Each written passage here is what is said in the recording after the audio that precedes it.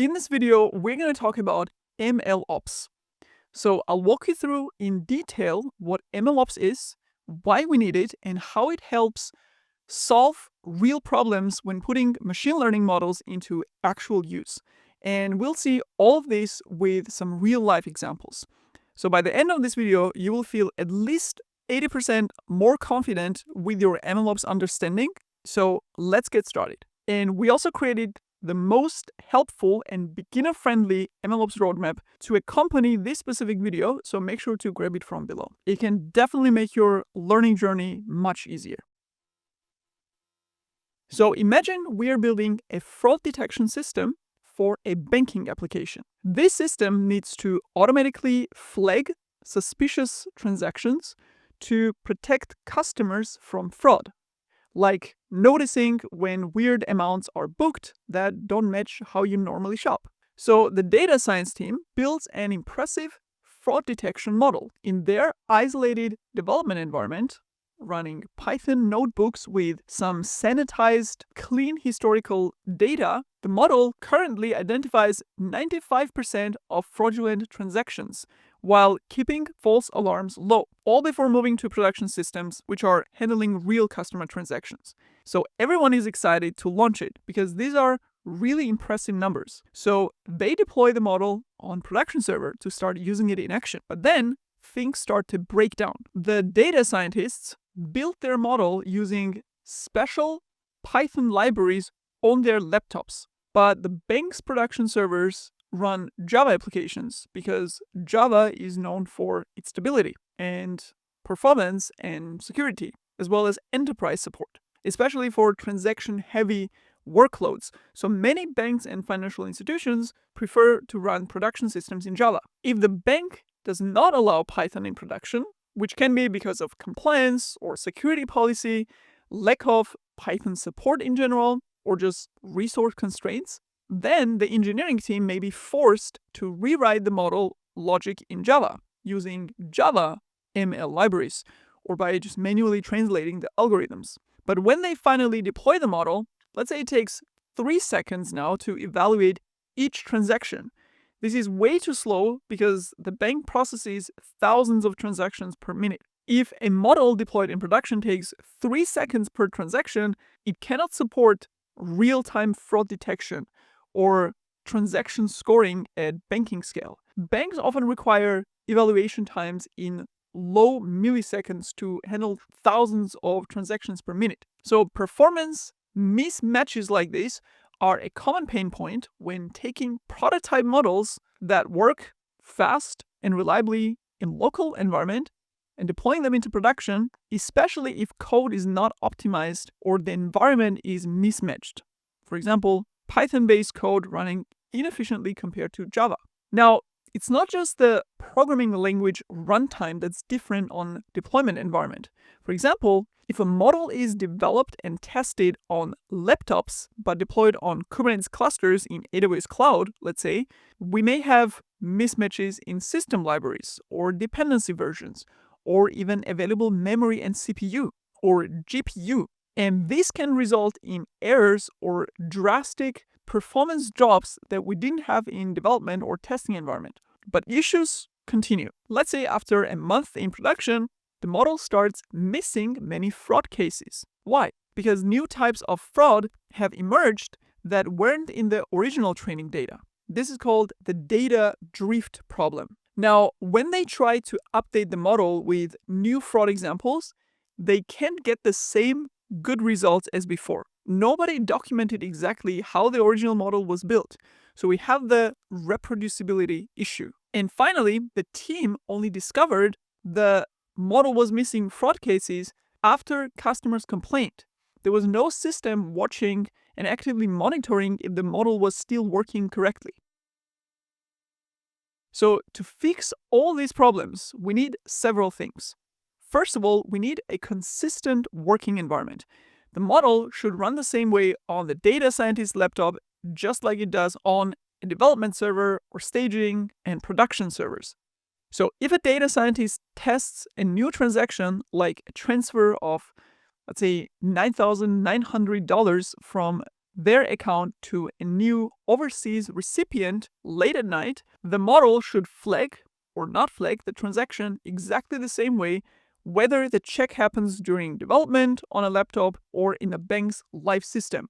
This means the data the model uses, the steps it follows, the results it produces should all stay reliable and predictable wherever the model runs. That way, issues like different results, unexpected errors, or failures caused by environment changes are avoided. So the team can trust the model at every stage. Second, we need a way to test if the model is fast enough before putting it in front of real customers. For example, if the model is used to evaluate how risky a bank transaction is, the team should measure how quickly it processes a typical transaction. Is it just a few milliseconds and not a few seconds? This way, everyone knows ahead of time whether the model's speed will keep up in real-world demands, so that the banking system runs smoothly and customers are not waiting for slow transactions. Third, we need to constantly check if the data coming in still looks like the data we used for training. For example, if customers start behaving differently, like suddenly making lots of large transfers overseas late at night, when that used to be rare before, the team should notice the change quickly, because this helps everyone notice those shifts in actual customer behavior or new fraud patterns right away, so that the model can be updated before its results become unreliable. Fourth, we need to save every detail of how we built our model, what data we used, what steps we took to clean it, what settings we chose, and so on. For example, if the team trained a fraud detection model using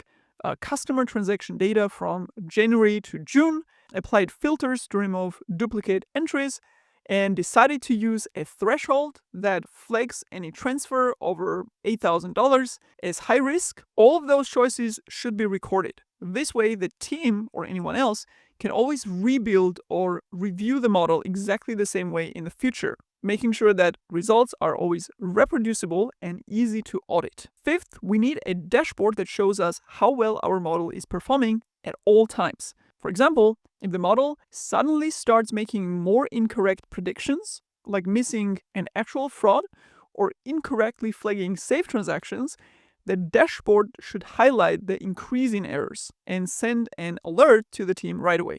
So this way, the team can quickly identify and fix the problems before they impact customers or business operations. And finally, we need an easy way to update our model when needed without disrupting the banking service or requiring weeks of work. For example, if new types of fraud appear or customer behavior changes, the team should be able to roll out a better model quickly, so the change happens smoothly with no downtime of the service and customers can keep using the bank as normal.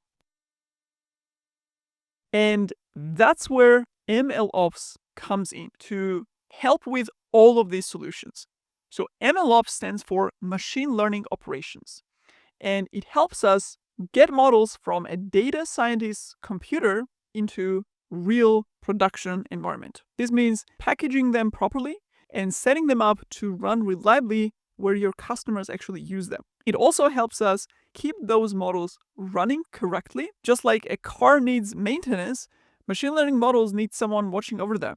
So MLOps gives you ways to check if your model is still doing a good job, fix problems when they happen, and keep everything running smoothly. And finally, it helps us update models easily when needed. When you need a better model, maybe because you have new data or the world changed, MLOps lets you swap in the new model without breaking everything or having downtimes. It's almost like changing a tire while the car keeps moving. So if we look at our bank's fraud detection system as an example, with good MLOps, the system automatically watches if the fraud catching model is working properly. If the model starts missing fraud cases, it immediately alerts the team. The team can quickly update the model with examples of the new fraud or switch back to the old model that was working better. And all it happens without disrupting the banking service or putting customers at risk. Another way to think of it is that MLOps is to machine learning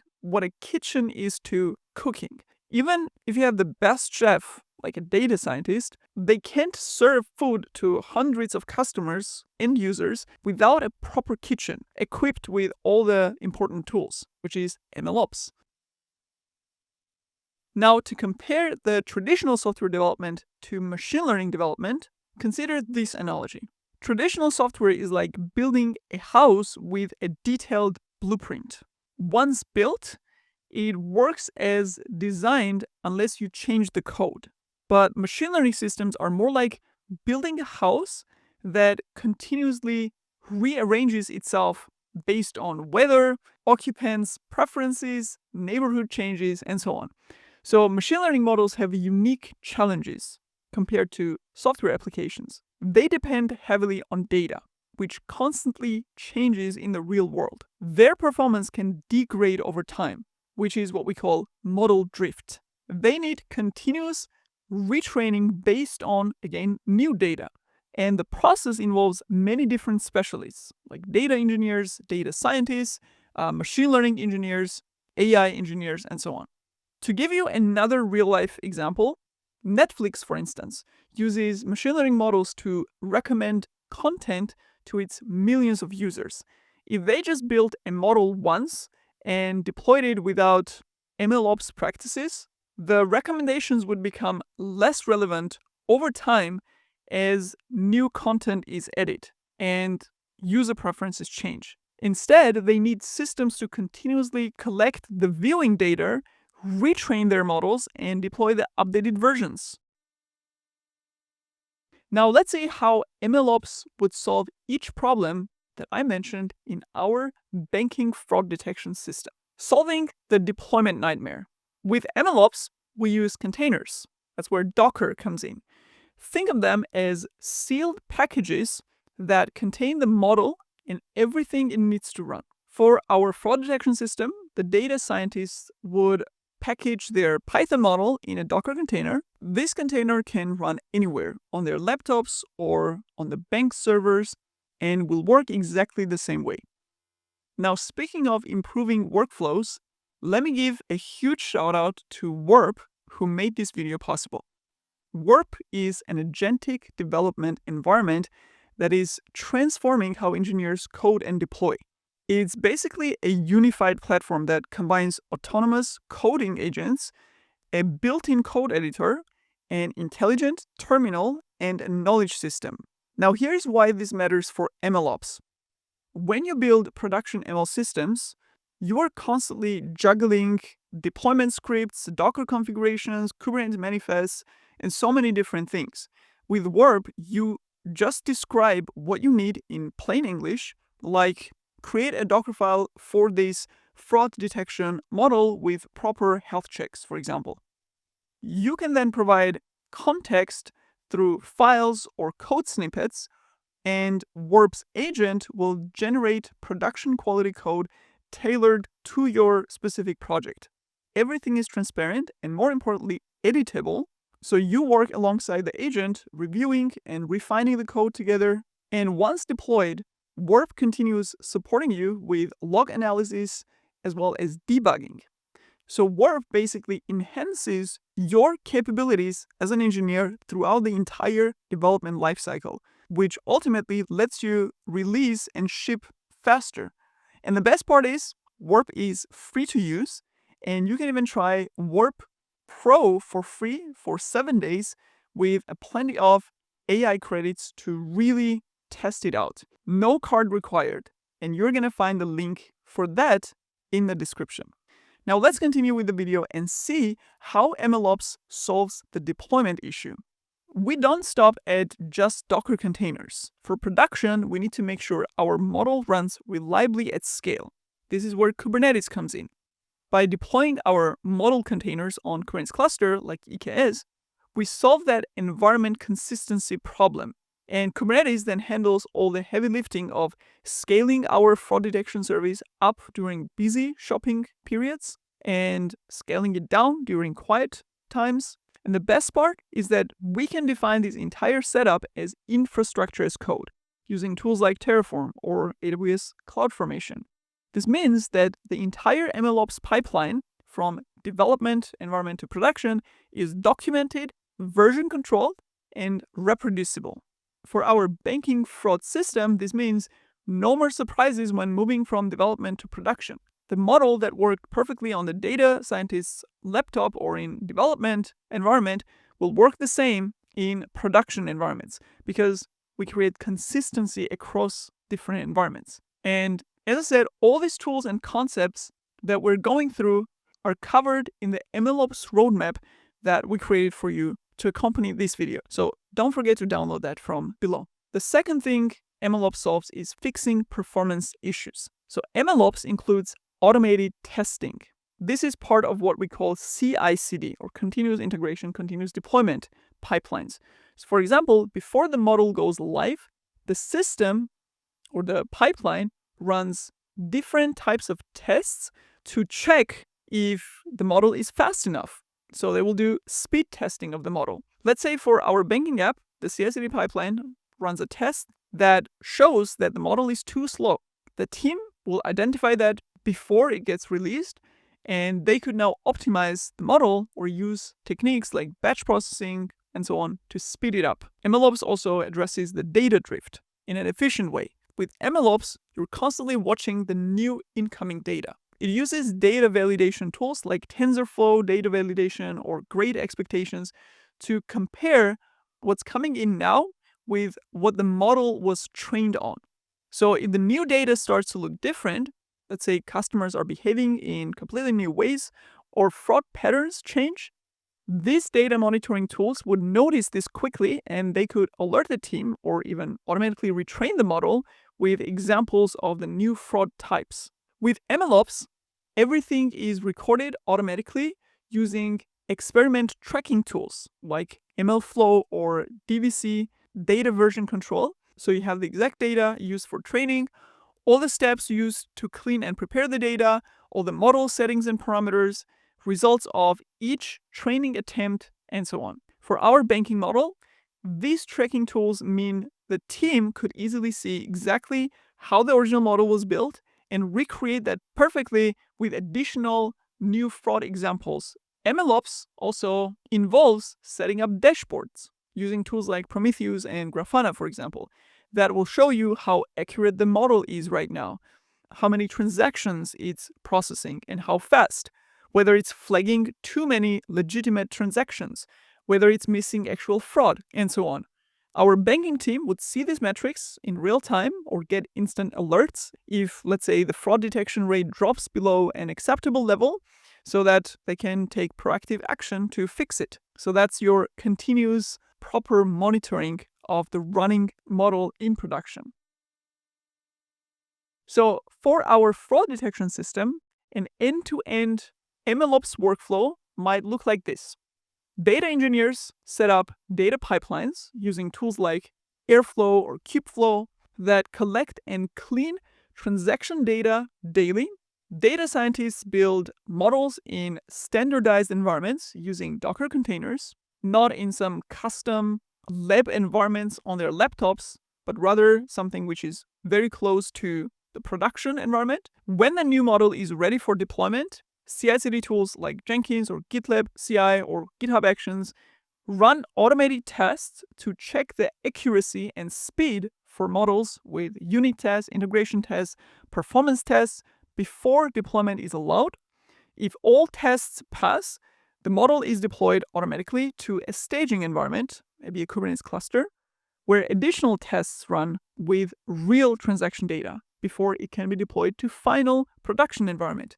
If the new version of the fraud detection model demonstrates better performance, such as catching more fraud and generating fewer false alarms, the deployment tool like Argo CD or, again, GitLab CI or GitHub Actions can automatically replace the older production model running in the cluster with the new one without a downtime. After it gets deployed to production, the monitoring tools like Prometheus and Grafana will track how well the model is working 24/7.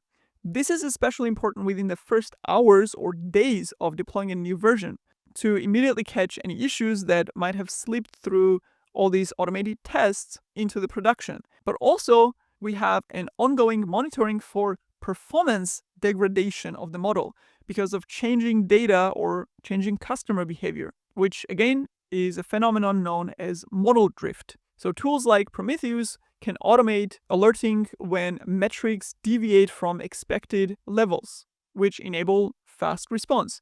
So when new fraud patterns emerge, the monitoring system alerts the team that the model needs to be updated. Some advanced systems can even trigger automated steps. So, for example, if the fraud detection model starts missing new types of fraud or starts making more mistakes, the system's monitoring notices this drop in accuracy, and it can actually automatically kick off a job to retrain the model with fresh examples. So the model learns to catch the new fraud quickly. And this way, the bank stays protected without waiting for manual fixes. Now, an important question you may already have in your mind is who needs to learn MLOps, or whose responsibility is it? Well, there are few roles that can immensely increase their value with this skill set. Data scientists are probably the most obvious group that needs MLOps skills, and here's why. Traditionally, data scientists have focused primarily on model development, creating accurate, high-performing algorithms. But as we saw, there's a huge gap between a model that works in a Jupyter notebook or local machine and one that works in production. So data scientists who understand how to package their model properly, or who understand how the model will run in production later, they can create reproducible training pipelines and implement proper versioning, which will be much more effective than someone who simply hands off a notebook to an engineering team and hopes for the best in deployment. Now, if you're already a DevOps engineer, you have a really great foundation for MLOps if you want to switch to those type of projects. However, machine learning systems have unique requirements that traditional DevOps practices do not fully address. Just like we saw in the platform engineering evolution, where DevOps engineers needed to adapt their skills to build developer platforms, DevOps engineers who want to work with machine learning systems need to understand concepts like model drift, feature stores, and experiment tracking and so on to become fully productive as MLOps engineers. So in DevOps, you are building systems to automatically release software applications, while in MLOps, you are building automated systems, again, with pretty much the same tools like CI/CD pipelines, infrastructure as code, Docker, Kubernetes, AWS Cloud, to automatically release machine learning models. So you have a lot of overlap there, but you just need to layer on top of that the concepts and understanding of machine learning systems. Then we have engineering managers who are leading machine learning projects. So if you're managing teams that build or deploy machine learning systems, then at least understanding machine learning operations is going to be very important. Even if you're not doing the hands-on work yourself, without this knowledge, many managers, for example, often underestimate the complexity of deploying machine learning systems or fail to budget properly for the infrastructure and configuration needed for running and deploying machine learning models into production. And finally, another obvious group is cloud engineers. Machine learning, especially deep learning, has unique infrastructure requirements that are different from traditional software applications. So machine learning models often need specialized compute resources like GPUs or high bandwidth networking for distributed training and optimized storage solutions for large datasets.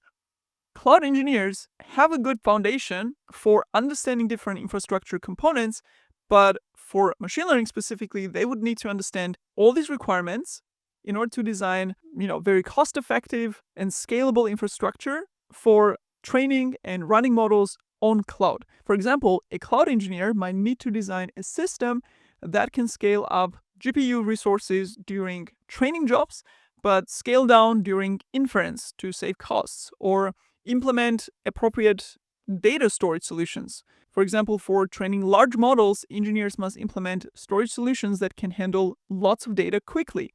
If the storage can't keep up, training may become slow or completely fail. And as I said, cloud engineers already have a lot of knowledge of cloud services and infrastructure components. and to be able to build such cloud architecture once they understand the machine learning concepts. And this skill set makes them 10 times more valuable as cloud engineers. So as you see, MLOps basically bridges the gap between experimental machine learning and production-ready AI systems. Just as DevOps made it easy to build and release software, MLOps makes it easier for teams to build, test, and deploy machine learning systems that work in the real world. And whether you are creating models, deploying them, or managing the teams and infrastructure to support them, MLOps skills are becoming pretty demanded and important and valuable in this super trendy AI landscape. The good news is that if you already have a background in DevOps or cloud engineering or data science, you have a pretty solid foundation to build on top of it. Now, if you're working in any of these roles and already have experience implementing MLOps practices in your organization, I would love to hear about your experiences in the comments below. Like, what challenges have you faced and what tools have you found most useful or least useful? Share them with others in the community so they can learn from you as well. And with that, as always, thank you for watching and see you in the next video.